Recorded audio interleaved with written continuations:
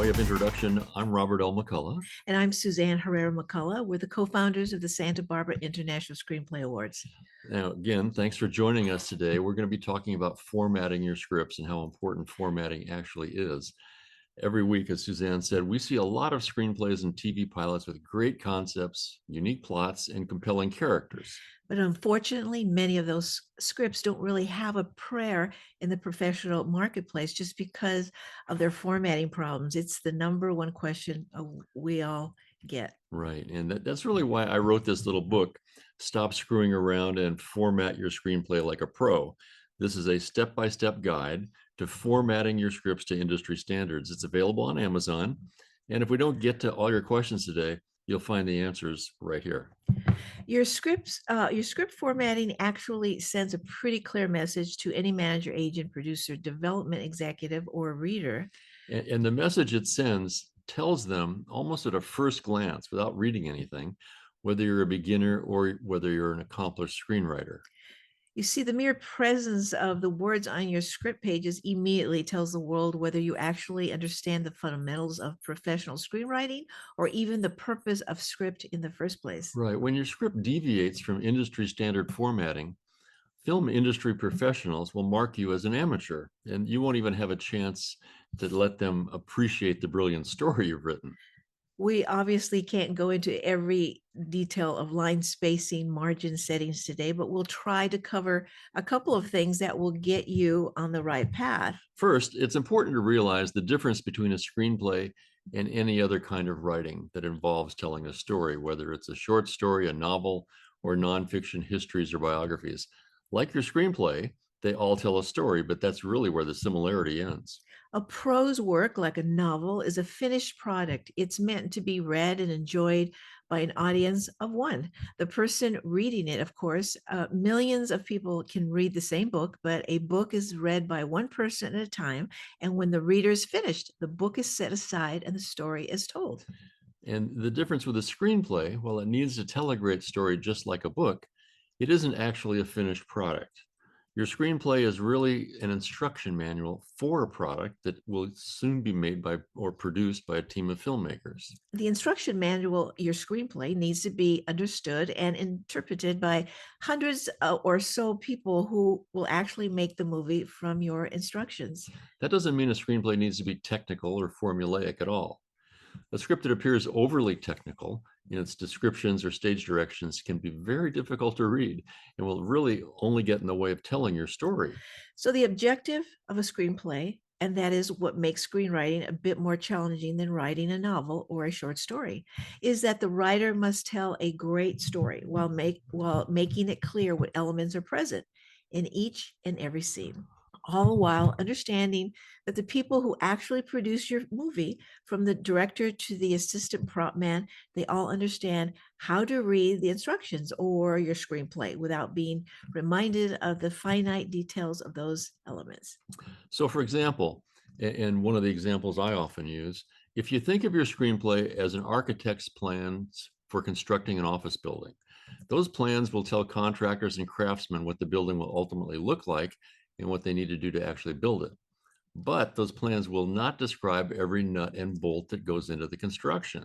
The architect's plan tell the story of the building, and everyone who works on it will bring their own set of tools and their own knowledge to actually build it. So, what your screenplay should do is give as much detail as absolutely necessary to convey the story, but it doesn't need to describe every prop in exquisite detail or tell the actors how to sit or how to stand or when to raise or lower their voices in their dialogue that you've written for their characters. A good actor, a good director will know those things just by the way you've developed your characters and constructed your scenes. Overwriting is something we see a lot of, and it's one of the biggest impediments to any reader enjoying your script. When you over-describe things and you fill your script with camera directions, you're really letting the reader know you don't trust anyone to understand your story. By the way, we do it all the time. Mm. The fact is, overwriting is easy for most of us. We love our words. We love to write. And we like to show off by writing a lot. Your job is to restrain that impulse and to say as much as possible in as few words as possible. And there are a couple of reasons for that. The first is the reality that industry professionals tend to be fairly impatient people who have a lot of other things to do besides read your script. Right. Development executives always have a stack of scripts to read. That's why most studio and production company readers, who are really the first stage gatekeepers, they'll judge your script by its appearance before they actually read it. So they'll always be looking for any reason to reject a script so they can move on to the next one because after all, they have a pile of scripts. You want your script to be a fast read, and that requires a certain verbal economy. Your objective should be to help the reader's eyes race down the page. This means you need to tell your story while creating a fluid reading experience that practically compels your eyes down the page. From a purely practical standpoint, this means you need to be aware of the white space on your pages. White space, no words at all in places on every page, is actually your friend because readers subconsciously appreciate a little visual break. Let's face it, nobody likes reading big blocks of text. All that dark ink only reminds me of a high school history textbook. You know, the ones you get the cliff notes for or you get summaries of on Wikipedia. If your stage directions run more than 4 lines, you're probably overwriting and trying to explain everything to the reader rather than letting the characters do the work for you with their dialogue.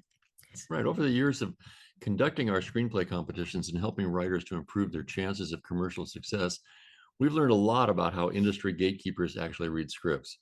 They actually scan a script before they start to read it. A glance at the first capitalized scene slugs tells them generally where the story begins and what time of day it is. Their eyes go directly to the first several lines of dialogue. So when it comes to your stage directions, those flowing sentences that generate a feeling, and it could just as well be the opening lines of a novel, your readers are going to skip right over those and get to the heart of each scene, which is really what goes on between your characters and their dialogue. So the overall bottom line is edit ruthlessly and make things as brief as possible. But let's go back to the beginning of a screenplay, your script cover. Okay, again, your cover is the first place for first impressions, and it's a place where brevity is the way to go.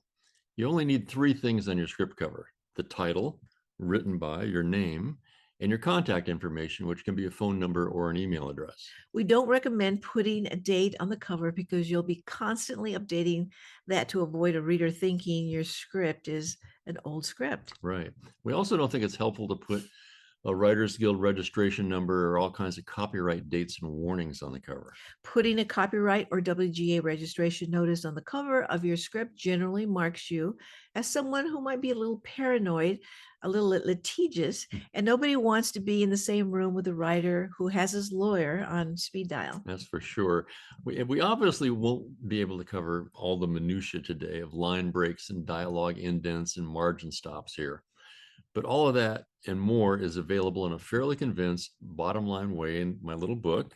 This is Stop right screwing here. around and format your screenplay like a pro. This is a good little book. It's an easy read. It's concise step-by-step guide that makes good formatting simple and easy. You can find it on Amazon in hardcover, paperback, and as an ebook. It's actually a lot more fun to read than you expect. Well, thank you for that. Yeah. The whole subject is a little dry, so I tried to have a little bit of fun with it. We have a lot of questions here, and we'll try and get to all of them. But first, let's go over some of the basics that so many writers seem to have trouble with. So you first. Okay. By the way, I want to remind everybody at the bottom of your screen, there should be a little balloon for your questions. Feel free to join in and ask any questions. We'll try to get to those when we're done here. Or you're more than welcome to email us Sure. your questions. We have quite a few already, Right. but we'll try and get to all of them. Okay, so the first thing that gets a script tossed aside is the basic writing stuff.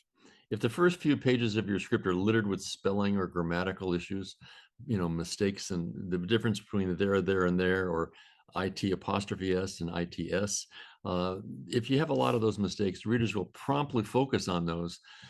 And instead of being drawn into your story, they'll set your script aside. In the same way, if your line spacing, margins, indentations, scene headings, and dialogue don't conform to the same rules every professional script uses, readers will rarely read past the first page. Yeah, it's a harsh world out there, but be sure you're using Courier font. That's the #1 thing. I know there are all kinds of fancy font options out there, but Courier 12 point, has been the industry standard for more than 50 years. Using Arial or Calibri or some bizarre script font will not help your chances of getting your script read. The same is true of your title page. Avoid the temptation to get creative with giant fonts or fancy artwork. Keep it simple with Courier 12 point, and you'll look like a pro before anyone even opens your script. And be sure to number your pages from page 2 forward, upper right corner on each page. And of course, only write and print your script on one side of a Right. page. We've seen everything, including double-sided scripts, which simply is not Well, standard. So if you're it saves paper, but it's right, studios aren't going to go for that. right, if you're serious about your screenwriting, you should be probably using one of the many software programs out there which will format your scripts, your pages for you. But be careful. Even Final Draft, which is not cheap, but it's become something of the industry standard. Final Draft will try to do some fancy things to your script you might want to avoid. Final draft, things like filling your page headers and footers up with all kind of wonderful information like your name and the title of the script, which only belongs on the cover and not on every page. Right. Final Draft will also volunteer. This is something that drives me nuts. Final Draft will try to put scene numbers all through your script. Don't do that. Just select the option with no scene numbers, because scene numbers really aren't your job. And once your script is financed and in production, there are production managers, producers, assistant directors. They do all that for you. Until then, no scene numbers, please. Let's talk about scene headers. We often see some interesting and creative things there. Right. Scene headers, or what we call scene slugs, is probably the most, quote, technical part of formatting your script. Scene slugs, which are written in capital letters only, they should tell the reader what the major visual elements of a scene are. But that doesn't mean you describe anything in more detail than is absolutely necessary. All the scene slugs should do is establish the setting. Right. Again, it's all about making the reading easy and fast and letting the reader get into the action and the dialogue as quickly as possible. That means in your scene slugs, avoiding verbs and adjectives. Don't start describing stuff. Just tell us what the stuff is. There are really only 3 questions a scene slug needs to answer. Number 1, where does the scene take place? Number 2, when does the scene take place? Day or night is all we need to know. And number 3, who or what are we seeing when the scene begins? So those 3 elements. Your slug should direct the reader's attention to the specific visual elements within a scene. Then when the action of the scene begins, break up blocks of action and stage directions with what I call mini slugs.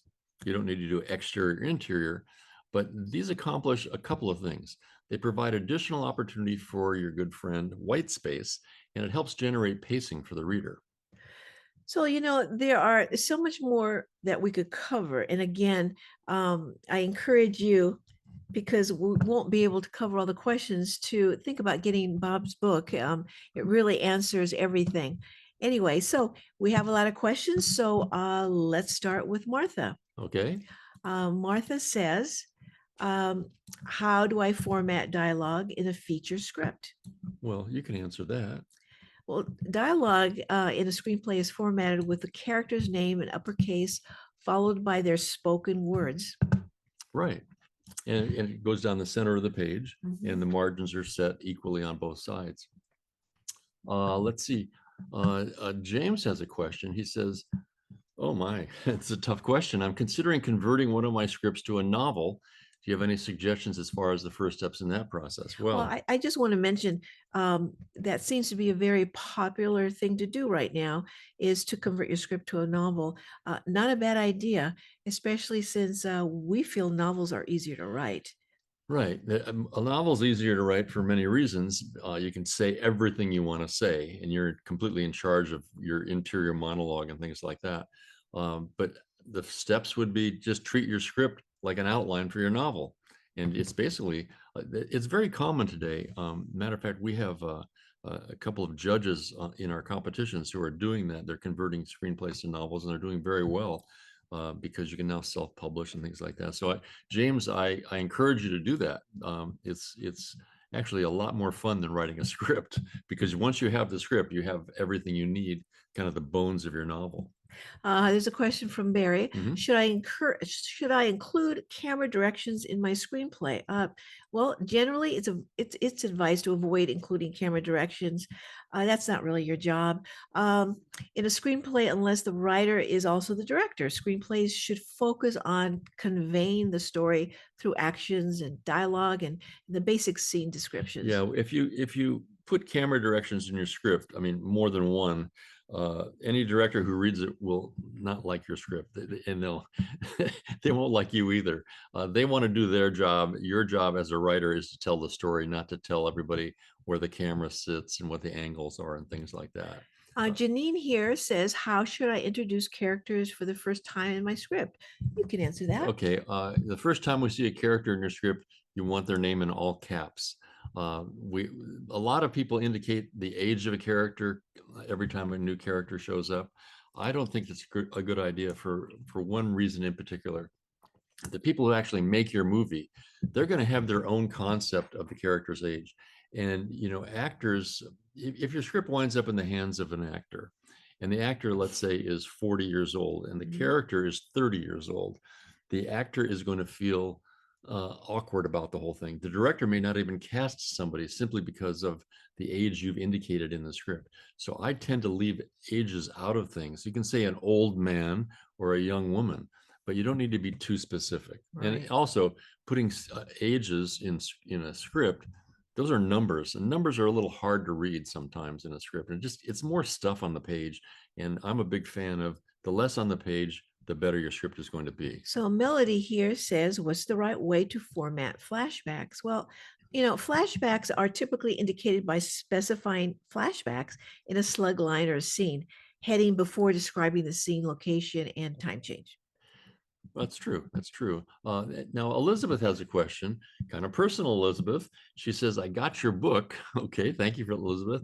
And on page 44, it says to include the date of the draft, but you just said not to include it. The screenplay I uploaded includes the draft date on the title page.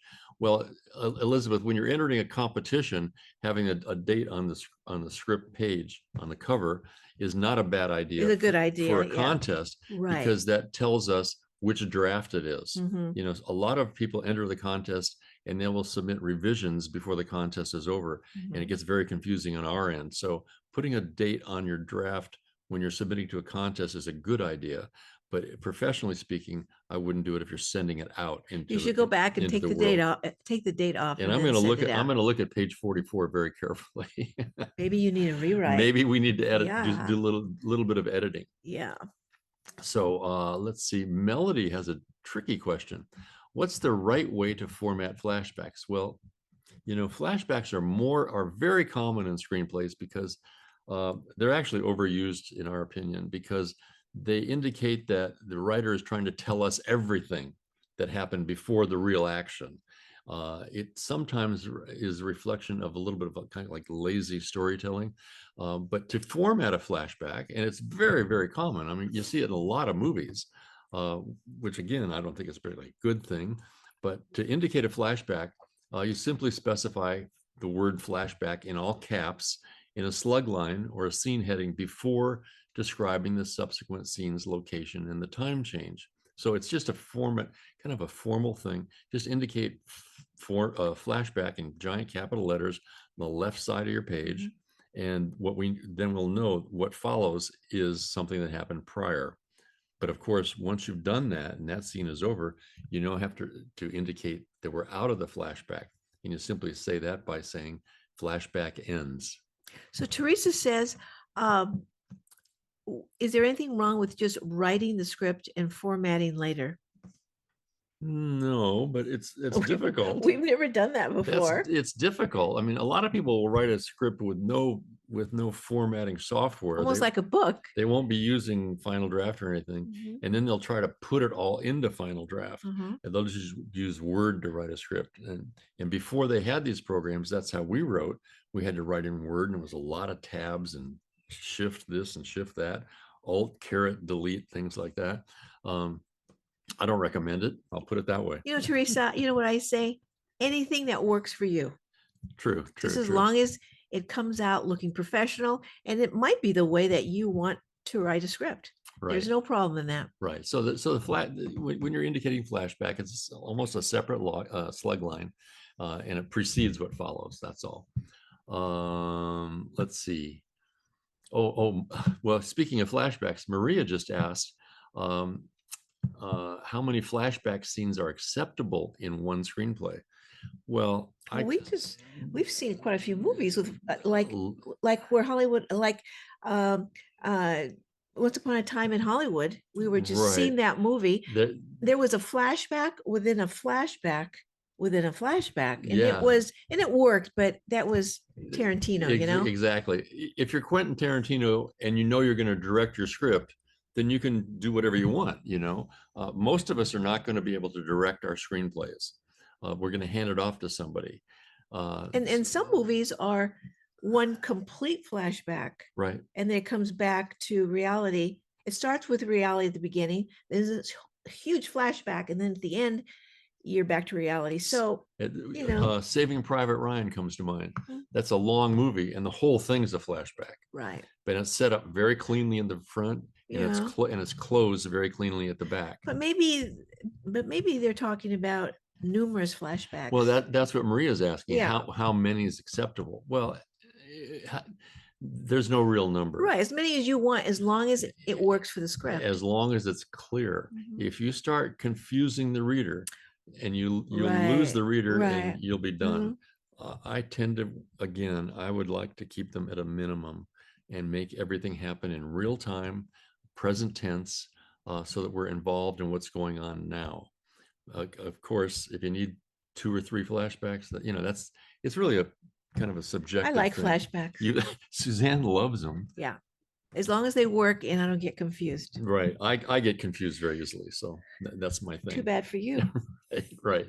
So Lisa asked a question regarding software for screenwriters. What do you recommend? Well, there are lots of different versions of things. But we like Final Draft. Final Draft because everybody's using it at studios.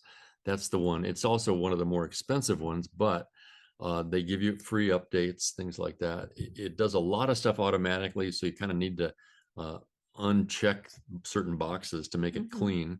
But you can use Celtics, you can use Adobe Story, you can use Screenwriter. I've used that in the past. But pick one and stick with it. And then when you send your material out, be sure you're only sending out the script in a PDF form. Do not send it out in the form of the program you've used. Right. And again, all these answers are in Bob's book. I know this Hold it up again. Hold it up again. I know that this is very confusing, some of this stuff, but it's for some people it makes more sense when you read it. Right. Also, there's a question from Haley. There are a lot of formatting classes online. Do you recommend that we take them? Well, that's up to you. If it isn't free, I'd be careful. Everybody's got something they're trying to sell. There are a lot of very thick books about formatting, which I think are completely unnecessary. That's why my book is only, I don't know, 90 or 100 pages. I'm not going to hold it up again. Okay.